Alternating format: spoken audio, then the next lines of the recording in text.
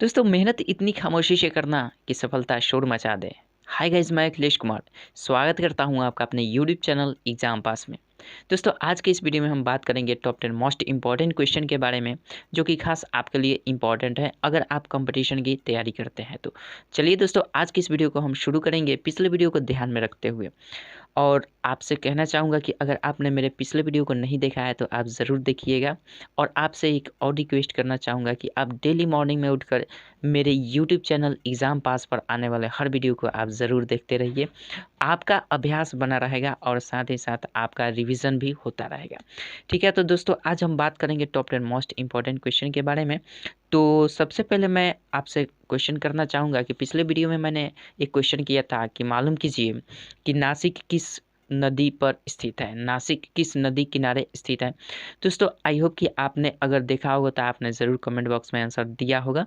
अगर नहीं देखे हैं तो आप ज़रूर देख लीजिएगा।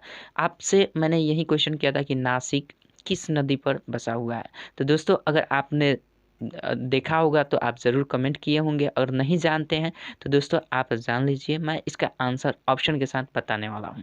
तो दोस्तों, ऑप्शन इसका है, 4 ऑप्शन दिया गया है आपके सामने। आपको बताना है कि इन चारों ऑप्शन में से नासिक किस नदी पर बसा हुआ है। ऑप्शन नंबर ए है दोस्तों गंगा, ऑप्शन नंबर बी है ब्रह्मपुत्र, ऑप्शन नंबर सी है गोमती और ऑप्शन नंबर डी है गोदावरी। इन चारों ऑप्शन में से आपको बताना है कि नासिक किस नदी के किनारे बसा हुआ है। तो दोस्तों, इसका राइट आंसर जो होगा ऑप्शन नंबर डी हो जाएगा। गोदावरी नदी के तट पर बसा हुआ है नासिक। ठीक है, चलिए। तो ये रहा दोस्तों कल का टॉप 10 मोस्ट इंपॉर्टेंट क्वेश्चन का अंतिम प्रश्न का उत्तर। आज देखते हैं आज का टॉप 10 मोस्ट इंपॉर्टेंट क्वेश्चन में से आज का पहला क्वेश्चन क्या है, इसको देखते हैं। दोस्तों, आज का पहला क्वेश्चन है कि रॉकी पर्वत श्रृंखला कहाँ स्थित है। रॉकी पर्वत श्रृंखला कहाँ स्थित है। आपके सामने 4 ऑप्शन दिया गया है, इसमें से चूज करना है कि इसका कौन सा राइट आंसर होगा। ऑप्शन नंबर ए है दोस्तों दक्षिणी अमेरिका, ऑप्शन नंबर बी है उत्तरी अमेरिका, ऑप्शन नंबर सी है एशिया और ऑप्शन नंबर डी है यूरोप।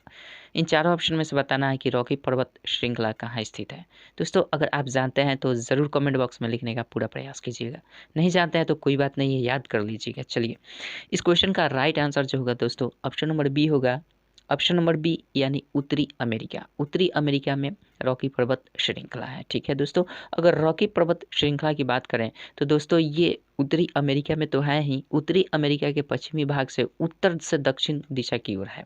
ठीक है, चलिए अगले क्वेश्चन की ओर बढ़ते हैं। अगला क्वेश्चन है दोस्तों, तो इसका राइट आंसर जो होगा दोस्तों ऑप्शन नंबर बी होगा उत्तरी अमेरिका। चलिए अगले क्वेश्चन की ओर बढ़ते हैं। अगला क्वेश्चन है दोस्तों कि भारत के स्वतंत्रता संग्राम में सिपाही विद्रोह निम्नलिखित में से कहाँ से प्रारंभ हुआ। भारत के स्वतंत्रता संग्राम में सिपाही विद्रोह सबसे पहले कहाँ से शुरू हुआ था। आपके सामने 4 ऑप्शन दिए गए हैं, आप ट्राई कीजिए इस क्वेश्चन का आंसर क्या होगा। ऑप्शन नंबर ए है दोस्तों आगरा, ऑप्शन नंबर बी है ग्वालियर, ऑप्शन नंबर सी है झांसी और ऑप्शन नंबर डी है मेरठ। चारों ऑप्शन में से बताना है कि सिपाही विद्रोह सबसे पहले कहाँ से शुरू हुआ था। दोस्तों, अगर आप जानते हैं तो ज़रूर कमेंट बॉक्स में लिखने का पूरा प्रयास कीजिए, मैं आपसे बार बार कह रहा हूँ। चलिए, इस क्वेश्चन का आंसर जो होगा दोस्तों ऑप्शन नंबर डी होगा मेरठ। सबसे पहले सिपाही विद्रोह शुरू हुआ था मेरठ से। सिपाही विद्रोह क्यों शुरू हुआ था दोस्तों। सिपाही विद्रोह का कारण यही था कि वहाँ पे जो राइफल एनफील्ड राइफल जो था उसमें जो कारतूस लगे हुए थे, वो कारतूस जो थे गौ मांस और सुअर के मांस का बना हुआ था, जो वहाँ के सैनिक जो थे उसको दांत से निकाल कर चलाना होता था। इसलिए धर्म के माध्यम से देखते हुए, धर्म के दृष्टिकोण से देखते हुए बुरा लगा हिंदू और मुसलमान दोनों भाइयों को। तो इस कारण से उन दोनों में विवाद हो गई और इस तरह से बताया जाता है कि सिपाही विद्रोह का शुरुआत हो गया। हालांकि सिपाही विद्रोह के संबंध में बहुत सारे रीज़न बताए जाते हैं, लेकिन मुख्य रूप से जो चर्चा में रहते हैं सिपाही विद्रोह का, यही कारतूस का जो मांस का बना हुआ कारतूस था, यही इसका मुख्य कारण था। इसी का विद्रोह कर रहे थे सब सैनिक मिलकर। ठीक है, तो यही था स्वतंत्रता संग्राम में सिपाही विद्रोह सबसे पहले शुरू हुआ था मेरठ से। ठीक है, चलिए अगले क्वेश्चन की ओर बढ़ते हैं। अगला क्वेश्चन है दोस्तों, बंगाल की एशियाटिक सोसाइटी जो कि 1784 ईस्वी में स्थापित हुई थी का प्रवर्तक कौन है। इन 4 ऑप्शन में से आपको बताना है कि इसका राइट आंसर क्या होगा। ऑप्शन नंबर ए है दोस्तों Warren Hastings, option number B है sir William Jones, option number C है सर जेम्स मैकिन्टॉश और ऑप्शन नंबर डी है जेम्स प्रिंसेप। इन चारों ऑप्शन में से बताना है कि बंगाल की एशियाटिक सोसाइटी जो कि 1784 ईस्वी में स्थापित हुई थी, उसका प्रवर्तक कौन है। दोस्तों इसका राइट आंसर जो होगा ऑप्शन नंबर बी होगा, sir William Johns. Sir William Johns जो है ये बंगाल की एशियाटिक सोसाइटी के प्रवर्तक हैं। ठीक है, चलिए अगले क्वेश्चन की ओर बढ़ते हैं। अगला क्वेश्चन है दोस्तों, तंजौर के शिव मंदिर का निर्माण कौन करवाया था। तंजौर के शिव मंदिर का निर्माण कौन करवाया था। आपके सामने 4 ऑप्शन दिख रहे हैं, चारों ऑप्शन में से बताना है कि इसका राइट आंसर क्या होगा।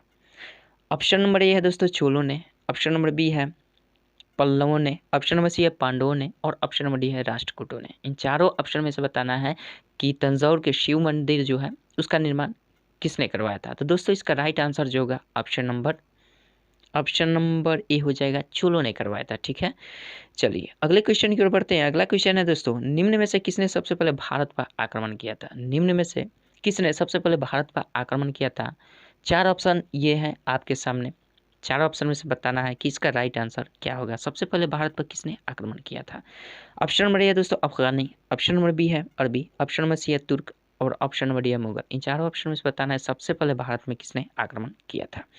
दोस्तों इसका राइट आंसर जो होगा ऑप्शन नंबर बी होगा, अरबी ने किया था। ठीक है, अरबों ने हमारे भारत पर सबसे पहले आक्रमण किया था। चलिए अगले क्वेश्चन की ओर बढ़ते हैं। अगला क्वेश्चन है दोस्तों, किस धातु को जीवन रक्षक धातु कहा जाता है। किस धातु को जीवन रक्षक धातु कहा जाता है। आपके सामने 4 ऑप्शन दिख रहे हैं, चारों ऑप्शन में से चूज करके बताना है कि इसका राइट आंसर क्या होगा। ऑप्शन नंबर ए है दोस्तों यूरेनियम, ऑप्शन नंबर बी है रेडियम, ऑप्शन नंबर सी है पारा और ऑप्शन नंबर डी है प्लूटोनियम। इन चारों ऑप्शन में से बताना है कि कौन सा ऑप्शन सही है, किस धातु को जीवन रक्षक धातु कहा जाता है। दोस्तों इसका राइट आंसर जो होगा ऑप्शन नंबर बी होगा, रेडियम को जीवन रक्षक धातु कहा जाता है। दोस्तों अगर ये वीडियो आपको किसी भी तरह अच्छा लगे तो अपने दोस्तों में जरूर शेयर कीजिएगा और चैनल को सब्सक्राइब नहीं किया है तो दोस्तों चैनल को भी सब्सक्राइब कर लीजिएगा। चलिए अगले क्वेश्चन की ओर बढ़ते हैं। अगला क्वेश्चन है दोस्तों, मानव रक्त में प्लाज्मा कितने प्रतिशत होता है। मानव रक्त में प्लाज्मा कितने प्रतिशत होता है। आपके सामने 4 ऑप्शन है। ऑप्शन नंबर ए है 40%, ऑप्शन नंबर बी है 65%, ऑप्शन नंबर सी है 75% और ऑप्शन नंबर डी है 55%। इन चारों ऑप्शन में से बताना है कि हमारे शरीर में प्लाज्मा की मात्रा क्या होती है। दोस्तों इसका राइट आंसर जो होगा ऑप्शन नंबर डी हो जाएगा, ऑप्शन नंबर डी यानी 55%। ठीक है, चलिए अगले क्वेश्चन की ओर बढ़ते हैं। अगला क्वेश्चन है दोस्तों, मनुष्य के जीवन काल में कितने दांत 2 बार विकसित होते हैं। मनुष्य के जीवन काल में कितने दांत 2 बार विकसित होते हैं। दोस्तों आपके सामने 4 ऑप्शन है, ऑप्शन नंबर ए है 4, ऑप्शन नंबर बी है 20, ऑप्शन नंबर सी है 12 और ऑप्शन नंबर डी है 28। इन चारों ऑप्शन में से आपको बताना है कि मनुष्य के जीवन काल में कितने दांत 2 बार विकसित होते हैं। दोस्तों इसका राइट आंसर जो होगा ऑप्शन नंबर बी होगा, यानी 20 दांत जो है मनुष्य के जीवन काल में 2 बार विकसित होते हैं। ठीक है, चलिए अगले क्वेश्चन की ओर बढ़ते हैं। अगला क्वेश्चन है दोस्तों, खीरे में कड़वाहट होने का कारण क्या है। खीरे में कड़वाहट होने का कारण क्या है। आपके सामने 4 ऑप्शन दिए गए हैं, इनमें से बताना है इसका राइट आंसर क्या है। पहला ऑप्शन है मेमोडिकोसाइट, ऑप्शन नंबर बी है कुकरबिटेसिन, ऑप्शन नंबर सी है कैरोटीन और ऑप्शन नंबर डी है कुरकुमिन। इन चारों ऑप्शन में से बताना है कि इसका राइट आंसर क्या होगा। खीरे में कड़वाहट किसके कारण होती है। तो दोस्तों इसका राइट आंसर जो होगा ऑप्शन नंबर बी होगा, कुकरबिटेसिन के कारण खीरे में कड़वाहट होती है। ठीक है, तो इसका राइट आंसर जो होगा दोस्तों ऑप्शन नंबर बी हो जाएगा। चलिए अगले क्वेश्चन की ओर बढ़ते हैं। अगला क्वेश्चन है कि विद्युत बल्ब का कांच किस प्रकार का कांच होता है। विद्युत बल्ब का कांच किस प्रकार का कांच होता है। आपके सामने 4 ऑप्शन दिए गए हैं, सोडा कांच, ऑप्शन नंबर बी है क्राउन कांच, ऑप्शन नंबर सी है मृदु कांच और ऑप्शन नंबर डी है फ्लिंट कांच। इन चारों ऑप्शन में से बताना है इसका राइट आंसर क्या होता है। जो विद्युत बल्ब होता है उसमें कौन सा कांच का प्रयोग किया जाता है। तो दोस्तों इसका राइट आंसर जो होगा ऑप्शन नंबर बी होगा, क्राउन कांच का प्रयोग किया जाता है। ठीक है, तो ये रहा दोस्तों आज का टॉप 10 मोस्ट इंपॉर्टेंट क्वेश्चन। और फिर जाते जाते आपसे एक क्वेश्चन करना चाहूँगा, आप प्लीज़ इस क्वेश्चन का आंसर ज़रूर कमेंट बॉक्स में लिखने का पूरा प्रयास कीजिएगा। आपसे क्वेश्चन करना चाहूँगा कि मालूम कीजिए कि गैलीलियो गैलीली का संबंध कहाँ से है या किससे है। गैलीलियो गैलीली का संबंध किससे है आपको बताना है। अगले वीडियो में मैं आपसे इस क्वेश्चन से के साथ मिलूंगा ऑप्शन के साथ और इस क्वेश्चन का आंसर आपको बताऊंगा। हालांकि ये जो संबंध है गैलीलियो गैलीलियो का संबंध, गैलीलियो गैलीली का संबंध जो है दोस्तों ये उनके जन्म स्थान से है। ठीक है, तो इस तरह से आप बता सकते हैं कि इनका जन्म कहाँ हुआ था। हालांकि अगले वीडियो में हम जब चर्चा करेंगे गैलीलियो गैलीली के बारे में तो उसमें हम आपको बताएंगे कि ये कहाँ के निवासी थे। ठीक है, तो यही संबंध आपको बताना है। अगर आप जानते हैं तो कमेंट बॉक्स में अभी लिखने का पूरा प्रयास कीजिएगा। नहीं जानते हैं तो आप सर्च कीजिएगा कि गैलीलियो गैलीली का संबंध कहाँ से हो सकता है, और फिर आप कमेंट करने का पूरा प्रयास कीजिएगा। ठीक है दोस्तों, तो फिर मिलेंगे अगले वीडियो में इसी क्वेश्चन का आंसर के